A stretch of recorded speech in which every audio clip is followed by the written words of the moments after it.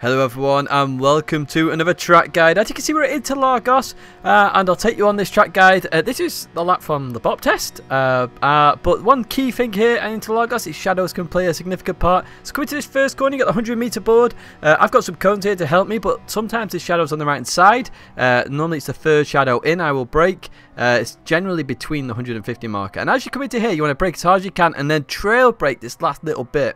Now the reason is you want to stay as tight as possible to the left hand side in this center S, because when you go for the right hander, you're going to cut it as much as possible. Now if you go too tight, too wide on the first part and have to turn a lot in this part, the curb will unsettle a car. So the straighter you take that curb and the more you cut it in a sense, so cut and keep straight, the better the corner will be, and you will gain a tenth or two just from that.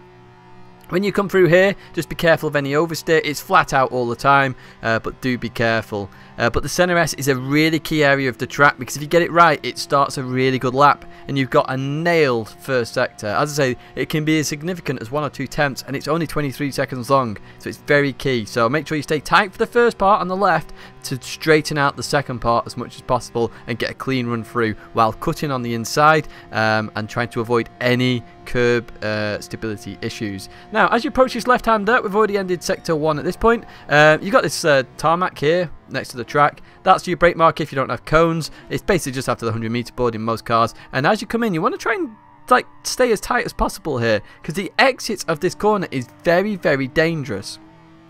It's always nice to try and be over aggressive in some tracks, but here you don't. If you go any wider than that and touch that dark green stuff, your car will basically start losing the rear because it's very slippy, and you'll then go wide and you'll lose tons of time in this section. And I mean tons. It's 3 or 4 tenths, and then it's flat out through there if you can nail it successfully, but making sure you, as I say, you stay tight and don't go on that dark green bit up to this right hander. Now this right hander is kind of tricky. It's basically you brake at the 50-meter board, but you want to trail brake throughout, and normally you drop a gear. So in this situation we should drop to 3rd gear, and as you come into here, you'll sort of trail braking, as you see there, was around 25%, and you want to kind of stay tight, and then when you start accelerating, you want to continuously accelerate. Sometimes in very unstable cars, you will literally find that the rear comes out. You see I just drop a little bit off, but as you come into this braking zone, you've got a cone there, or these tyre marks there. That tyre mark is what I look for, because everybody wipes out the cones. When I brake at that tyre marker, I can come in here, and you want to cut this as much as possible. The more you cut this, the actual tighter you can take the corner, the more speed you can carry. It's very weird. If you run wide there, you're going to go seriously wide. And as you come into here, make sure you just don't do as little as possible, basically. You can see I'm trail braking slightly, just monitoring the speed, because the car can get very unstable. It's a very undulating track, so as you come down and go up, cars can get very unstable, especially on this exit. The whole weight of the car's gone to the front. You're now chucking the whole weight of the car to the rear as you accelerate out. Can cause some stability issues, so do be careful of that. As you come up to here, just be careful on the on the left hand side. I use the green tarmac usually there, but if you run too close to that, you'll hit the rear of the your tyre will hit the rear of the dirt, and the car will slide round. So again, stay tight here, because the minute you can see the exit curb, you put your foot down and you go as fast as you can. And then you accelerate out. As you see I do here, I straighten up a little bit to get as much as I can. You kind of want to get to the right side as quick as possible to then take this left. During this left-hander, there's a bump, and it's around here where the curb colour changes. When you hit that bump, the car can get very unstable, so do be aware of that.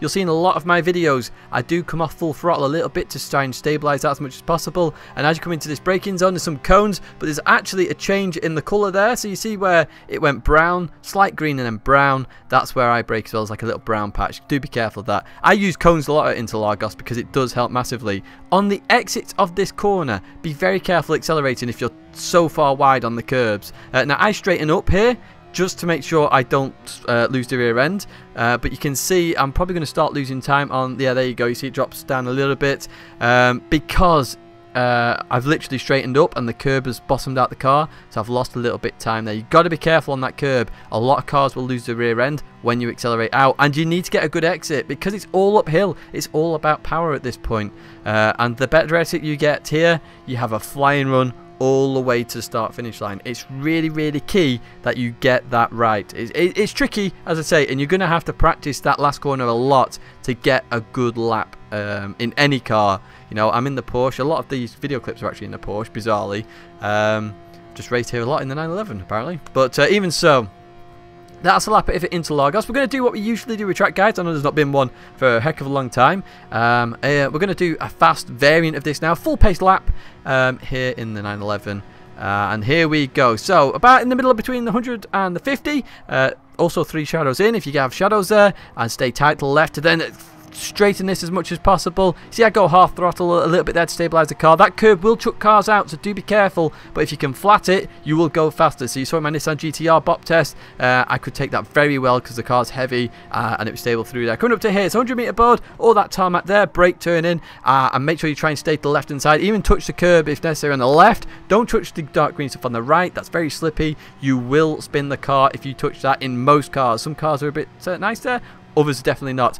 50 meter board, you're coming in and you're trail braking throughout. The minute you start accelerating halfway around the corner, it's a double apex corner, you then come to here, brake where those tyre marks are. The tyre mark sort of comes in a little bit. Try and cut that as much as possible. You could cut it quite a lot, and as you come into here, just do as little as possible. Just trying to maintain speed as best as you can. As you see, the car gets a bit slippy there on exit. Undulations will unsettle a lot of cars on this circuit.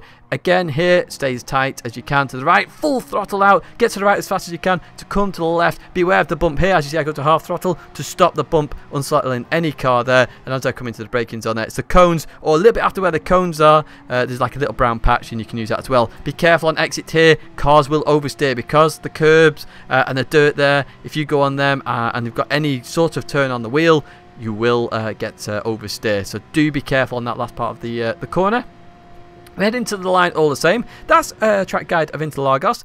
I wasn't going to put penalty reduction in because it's kind of changed a lot since the last time I did track guides. But I am just going to show you one area where you can reduce the penalty a lot. So Interlagos, obviously it's got the middle section here, which is quite technical. But I've always found that if you've got a penalty and you can get to this point in the circuit, try and knock it off here. So you can see I knock off a little bit already out this corner, but now watch this. I can reduce it very quickly here. Don't leave it too long. As you see here, I'm in the corner now. I'm going to put my foot back down to continue racing. So that's the main area I would reduce the penalty. Now, overtaking and defending. Interlagos is a very hard circuit, and that's because the overtakes generally happen from the start of the lap or the end of the previous lap. So let me explain. So here we are in a battle with Derek. Now this is before all the fuel stuff. And what I'm going to try and do here is get a good run out the last corner. As you see, I do get that. I get a really good run. I'm accelerating out. I'm actually in Derek's slipstream here. I've got a good run. So I know Derek's going to go to the left-hand side. And you can see he's sort of indicating that a little bit where he is. There's a bit of a lag spike there, so the distance changes quite quickly.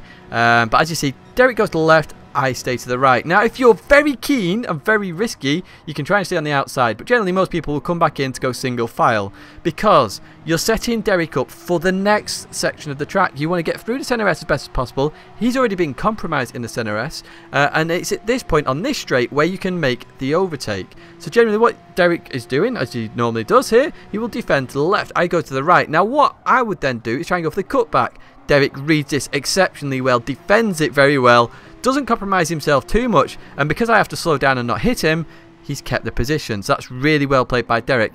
Again, similar situation. So this is what will happen if Derek has made a bit of an issue there at that corner. Maybe overshot it a little bit because he's defending on the inside. But this man, I've been following this man for a few laps at this point. There's a battle going on in front. I'm just staying behind for fuel efficiency, but he's still got the added pressure that I'm there. So coming into this corner, if you watch him, he just loses the rear a little bit. He's going to touch that dark green stuff that I said is very slippy. You see it there straight away. Doesn't get any speed down because the rear is slipping. I go on the inside. Now, the next part of this circuit here is very tricky. Some people will try and go side by side. It can work, but generally it doesn't work, and I'm going to show that in the next clip. But as you see, side by side, and they try and go for a dive bomb here potentially. Again, dive bombs don't work, as you'll see here. And look, we're starting at the same point again. It's always starting on the start-finish straight. You've got to set them up here in order to get the overtakes later on in the lap. On the really tight section, you're not going to get an overtake. It's all about that point. So at the last corner and all the way through this bit where all the speed is and all the slipstream and stuff like that. So Rick and Matu are battling up front. And again, Matu's going to go to the left, like Derek did in that clip I showed you before. Rick's to the right. Now Rick's probably going to try the cutback here. I can't remember what he does. So they come into the corner exactly the same time. Rick's going for the cutback. You see that? He's trying to do it, but Matu gets a really good corner. That's really well played there. And as we come up to here, Rick's going to make a slight mistake. So this is where I'm going to show you what happens when you go on the inside of somebody at this corner. Let's come into this corner. Rick just runs a little bit wide. So I'm going to try and be a bit sneaky here, trying up on the inside.